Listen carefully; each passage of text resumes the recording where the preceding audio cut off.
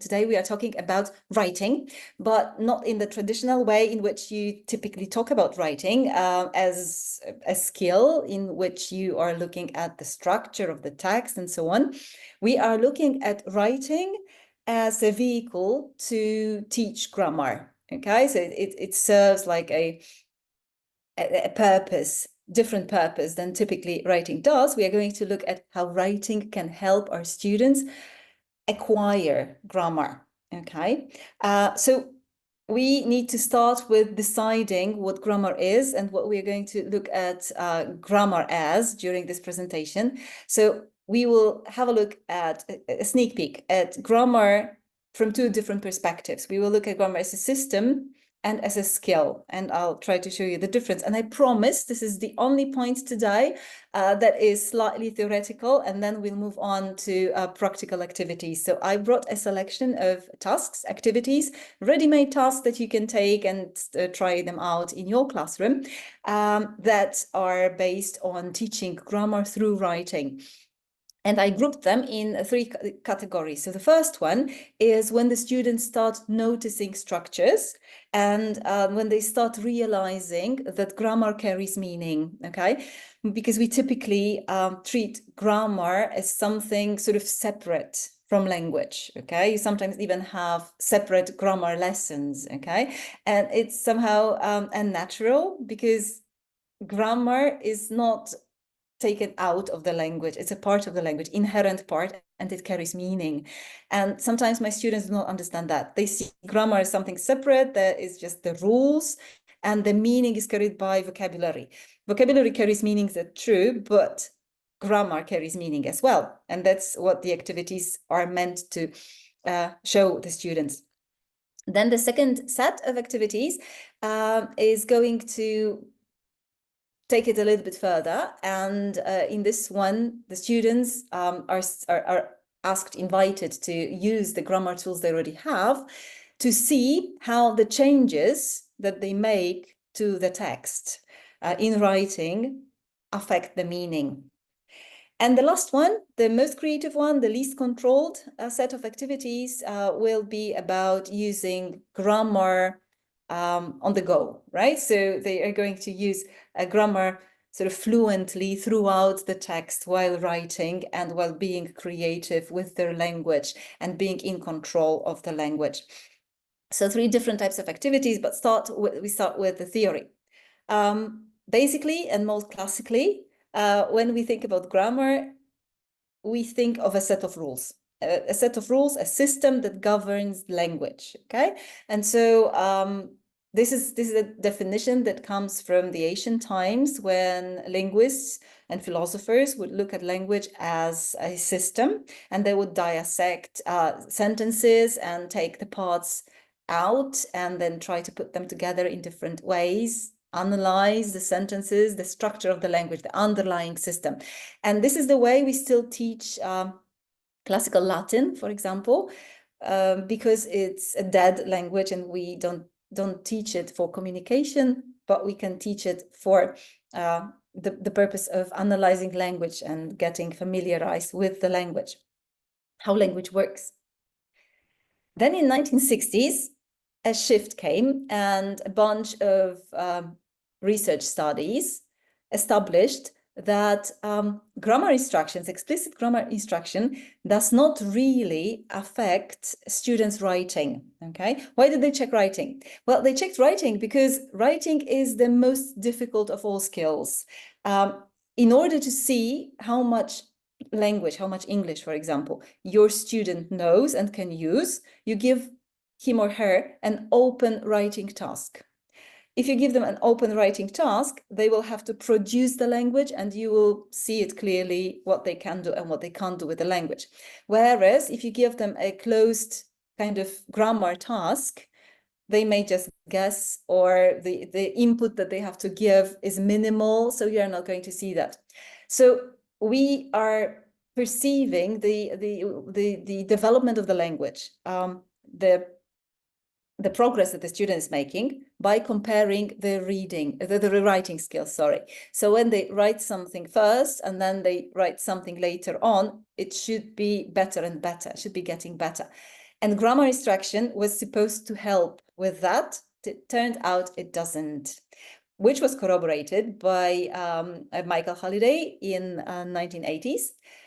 Michael Halliday, my personal linguistic hero, he said, and he promoted the notion of grammar as having a function, grammar as a skill, not as a system, okay? He said, okay, grammar is spread throughout the text. So if you have a good grasp of grammar, you can manipulate the text. You can change the meanings of the sentences in the text by making little alterations in grammar and not in vocabulary. And more recently, Andrews conducted a meta-study. Meta-study is a research procedure in which the researcher doesn't go into the world and conduct his own study, but instead he collects all studies published on a given topic and compares the results. So in this study, over 6,000 research studies were compared, and the results were taken into consideration, and it turned out, in bulk of 6,000 different studies conducted in different contexts, different countries, that teaching grammar in isolation doesn't have much effect on students' language development, okay? So in other words, it shows that what we need for grammar to be acquired is context, okay? So yeah, grammar has form, but it also has meaning.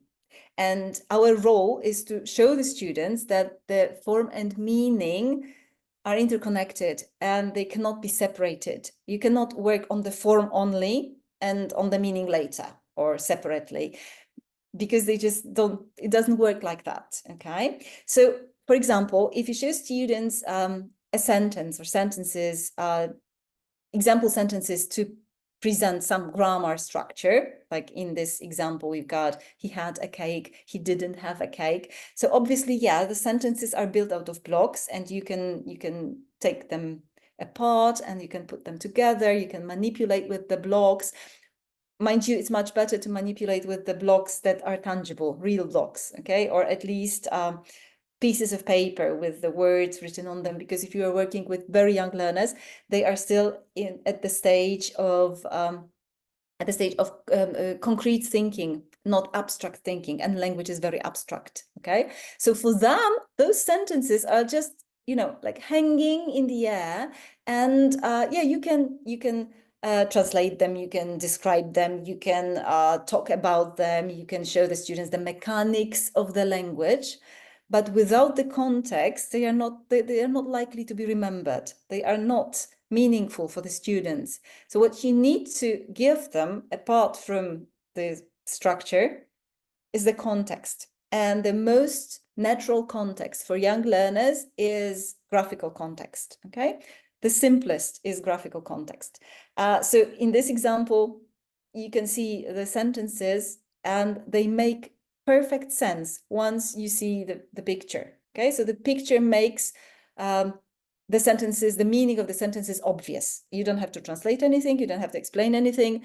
The students look at it and they understand what the function of the structure is. And it's going to be much more memorable than learning how the structure works theoretically by heart.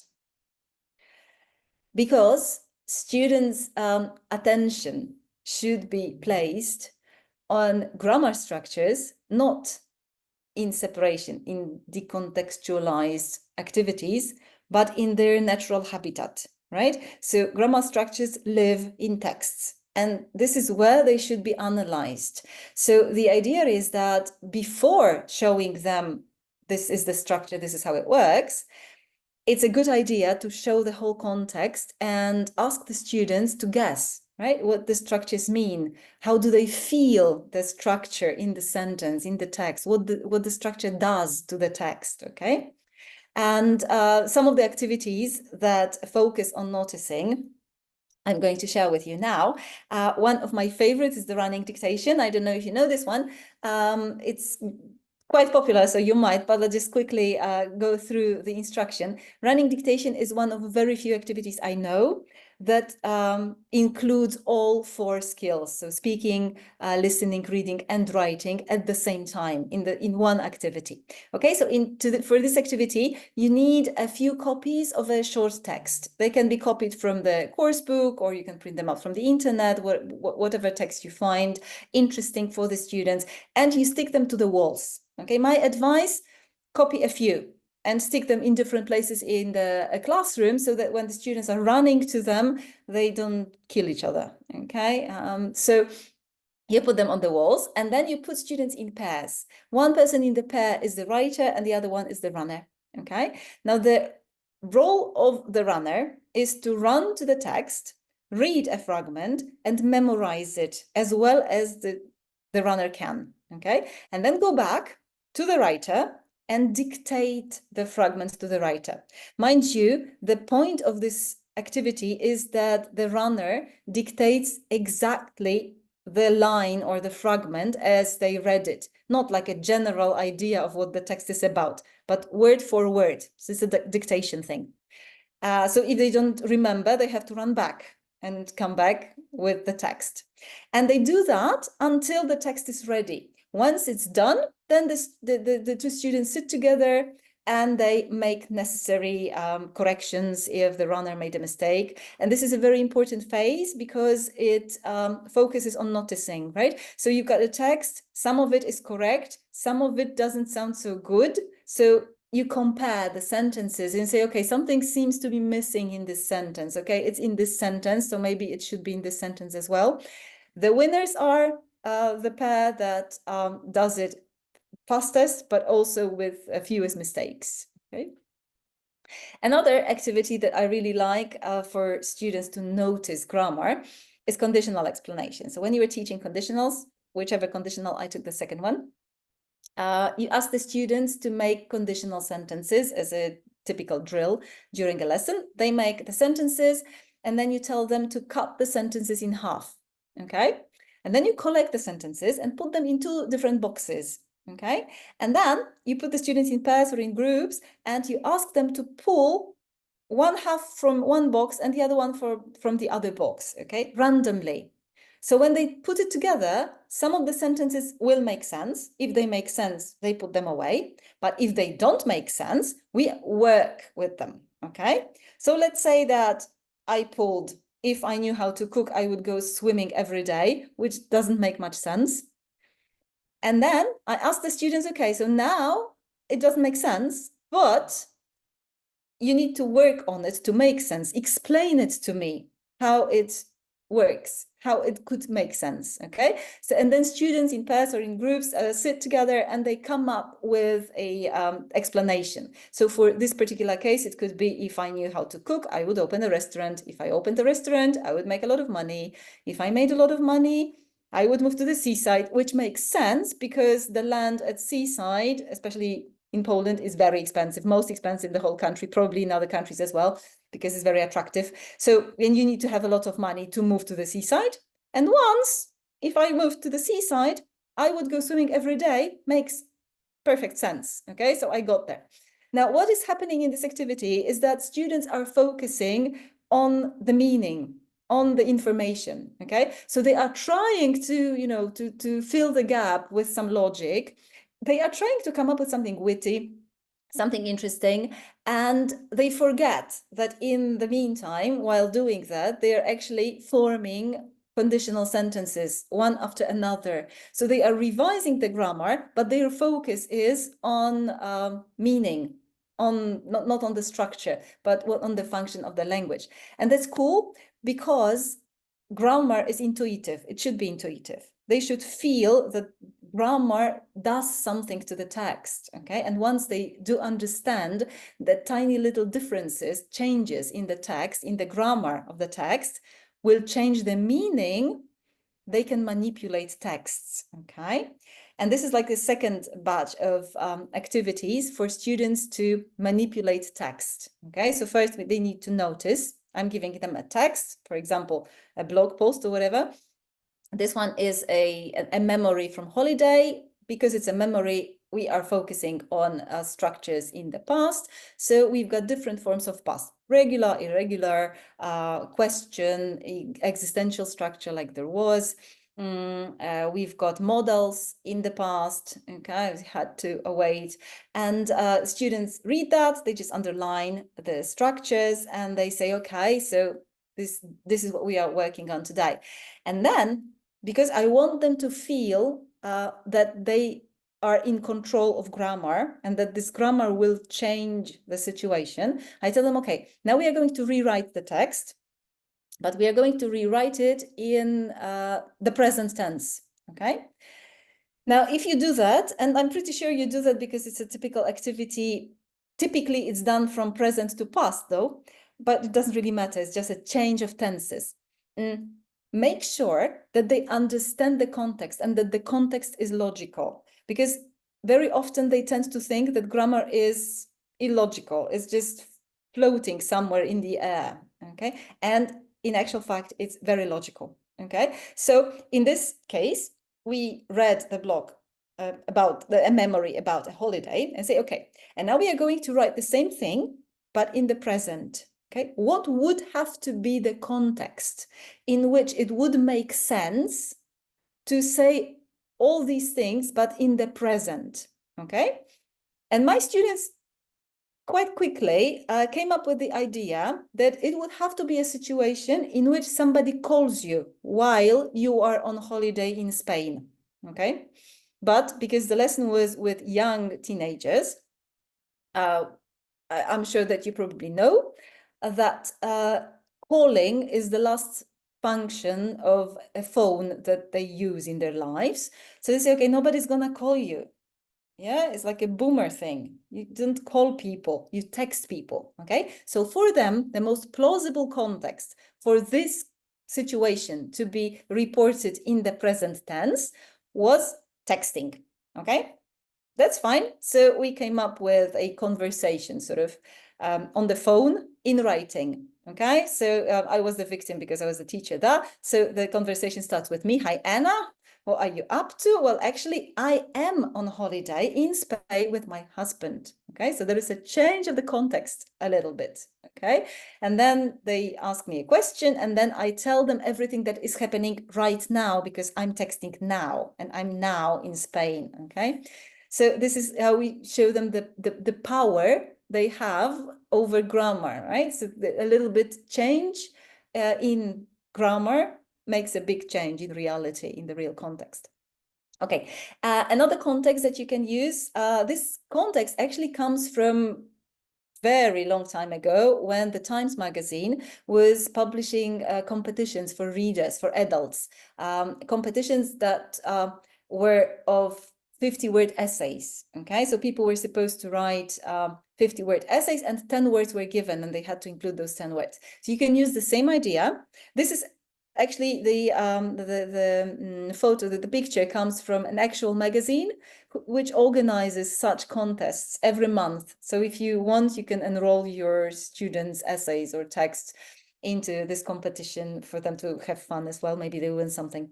Okay, but we can tell the students, you are going to write a 50-word long text, okay? But that's not what we need. We need an edge, okay, like a pedagogical aim. And our pedagogical aim can be eliciting from them the different structures that we are practicing, okay? So we can tell them, okay, I am giving you an instruction here, and it looks a little bit like a secret code, right? You have to decode what you actually have to do.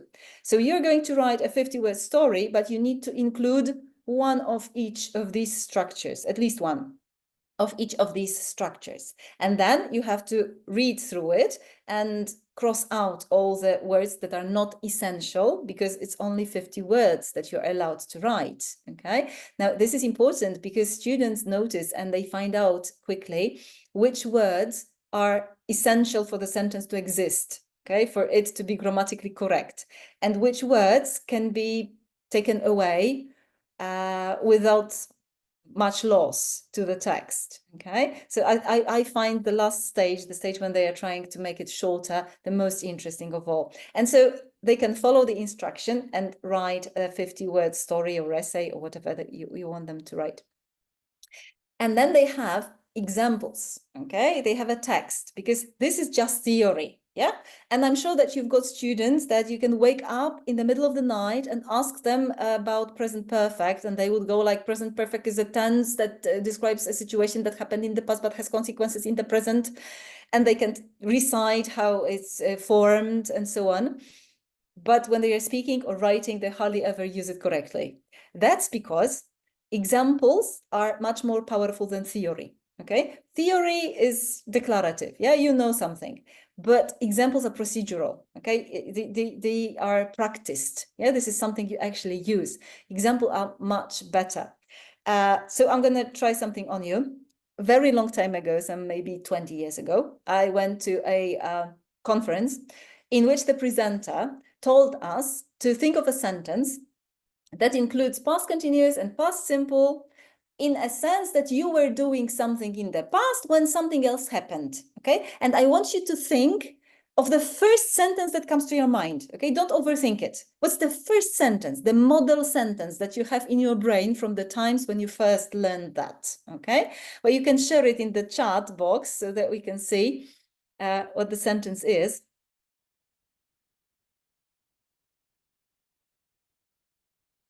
Mm-hmm. Okay. Melina, well done. Okay, give me some more. I'll give you like 10 seconds. The first thing that comes to your mind, very quickly.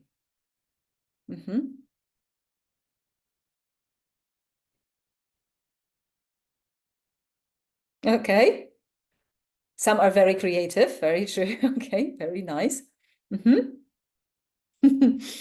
Yeah, so I'm not disappointed. Well, the funny thing is that at the conference back then, 20 years ago, there were people from many different countries with an international conference. And the presenter told us to write down the sentence or think about the sentence. And then she said, okay, and now I'll pretend I'm a fortune teller. And I will tell you that probably some of you thought about some kind of showery thing, okay? Taking a shower, taking a bath, swimming, okay? Or some of you might have thought of something ringing, a phone ringing, a doorbell ringing, somebody came to the door, knocking at the door, okay? Obviously, there will be some more creative answers as well, but mainly at that time, this 20 years ago, like more than half of us had the exact same sentence. I was taking a shower when the telephone rang. Why? Because it's a very good sentence. It's a very good model sentence, okay? And also because many of us were using the same grammar books to learn English. At that time, there was not much choice. So we were probably using the same books and we got this sentence and it sort of got into our minds because it was a very good example sentence, okay? Now, modernly today, they are called mentor sentences, okay? So you come up with a sentence that is powerful for you, okay? It doesn't have to be powerful for anyone else. It has to be powerful for you. Typically, such sentences are personalized, okay? So if you are using a model sentence in presenting grammar, think of something that is either very logical, like I was taking a shower when the telephone rang, or ask the students to come up with their own that are true for them, okay? So with the older students, when we are doing like high-level grammar, we are typically using, I will have graduated high school by the year, and everybody writes the year they want to graduate by. Because it's powerful, because it's about them, okay? So when you are working with young learners, you can also ask them to come up with their own sentences, okay? So this is, I have absolutely no time given by Will, thank you. But I have so many examples of my students, because I am a teacher trainer at the university and we go to schools to teach. And sometimes my students come up with so many good stories to prove the point. Like when there was a lesson about pets and my student was teaching, I've got a cat, I've got a dog. And she thought it's a good model sentence. So she told the whole class to repeat the sentence, I've got a cat, because she thought they will remember like as a mentor sentence, I've got a cat. And by the time she got to one boy, he said, I haven't got a cat. I've got a gerbil. Okay. And it was very surprising because it's not like a typical animal to have. And also, it was for this boy a mentor sentence because it was important for him, nobody else, just him. Okay. So whenever you've got an activity in which the students can write sentences about themselves, use that as mentor sentences because they might remember them much better than just random grammar sentences. Okay, because grammar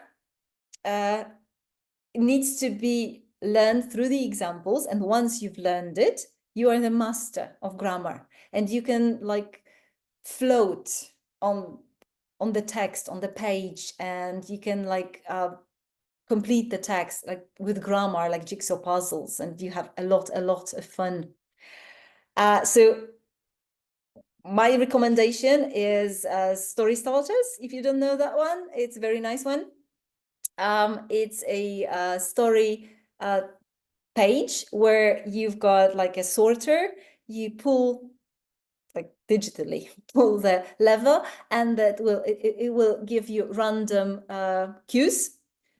For the purpose of this presentation, mine got draw a picture of and write a paragraph about a careless acrobat who discovers a hidden waterfall. Okay, if you don't like it, you can also spin each wheel separately until you're happy with it. And these are the ideas for a text. And then there's a nice layout in which the students can draw and write a paragraph following the cues. Okay, low-tech version. You don't have the equipment. We are going to New Zealand, yes, because we were in Spain. Now we're going to New Zealand. So imagine that I come into the classroom. You are my students.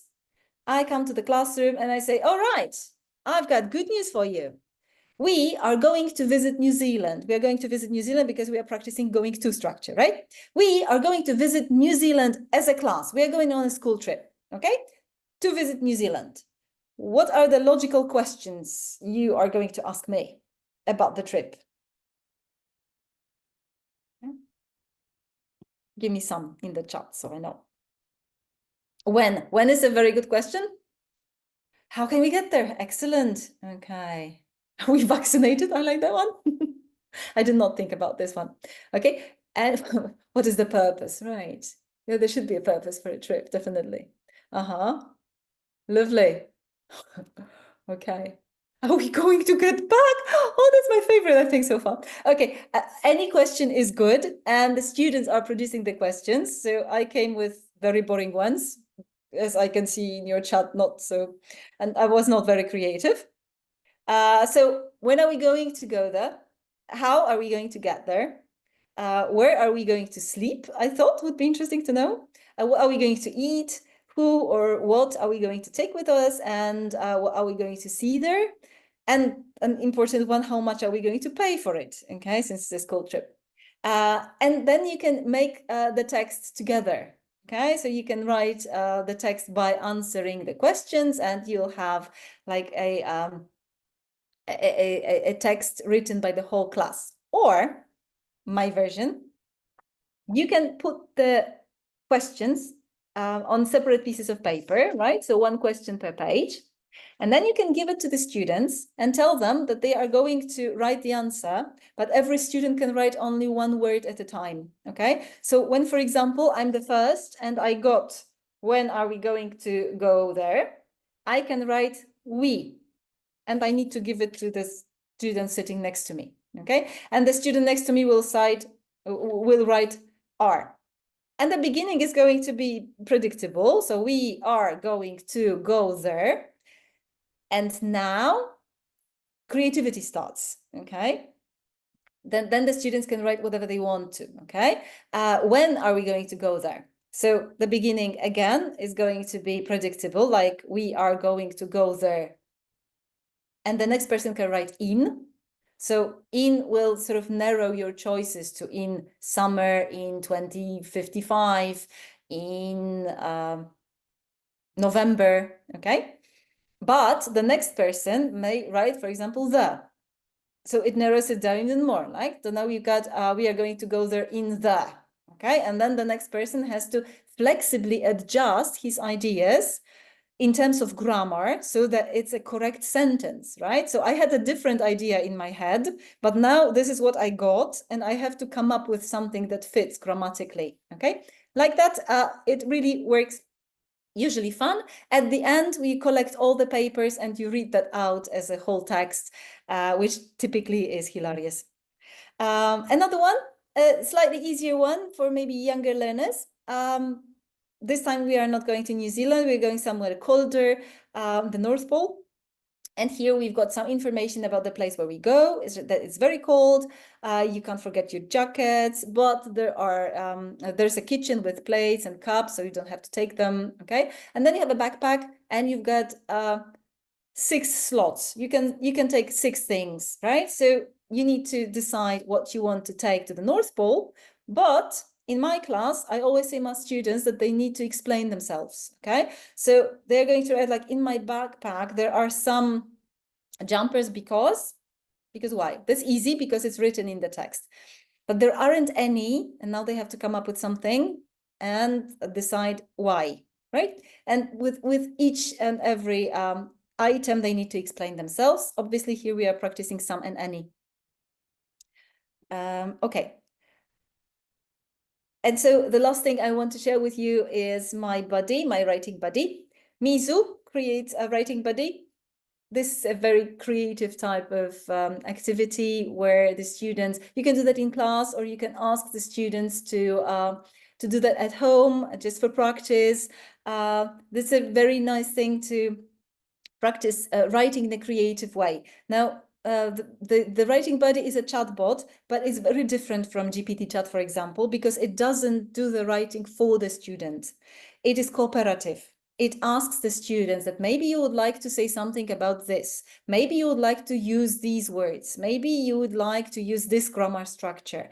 Oh, that's a nice grammar structure that you used. Why did you use it? Did you want to express this or that? So it really is very helpful, and it makes the student think. And sometimes interacting with a chatbot, I know that novelty will wear off probably, but at the beginning it's quite interesting because you say something and the chatbot understands you, right? And gives you the cues for further writing, and together you can write a whole text or a whole paragraph and then share it with the class, for example. It's free. I think you have to register, but after you do that, you don't have to pay anything, and you can make your own activity, or you can use the activities. I just chose random 6, but there are like 100 of them for writing, for practicing writing with children at all ages. So highly recommend that. And just to finish with a quote, I think that the important thing is that we realize that we can't teach our students everything, okay? It's impossible. There are too many words in English. There are too many different possibilities of creating different phrases. It's impossible to teach them everything. But what we can do is create in them the need to learn and fuel the curiosity, and give them the tools that will help them express themselves and will help them to say what they want and not what they can, right? Because this is the typical problem with the students. When they lack the tools, they lack the resources, they resort to something that is more or less, okay? And if you show them that grammar carries meaning, and it, by manipulating little bits of grammar, you can actually change the context and the message that you want to convey, then they will rule the grammar, and their presentations, their writings will be much better and much more, and they will reflect themselves and their ideas much more than without that knowledge. Thank you so much.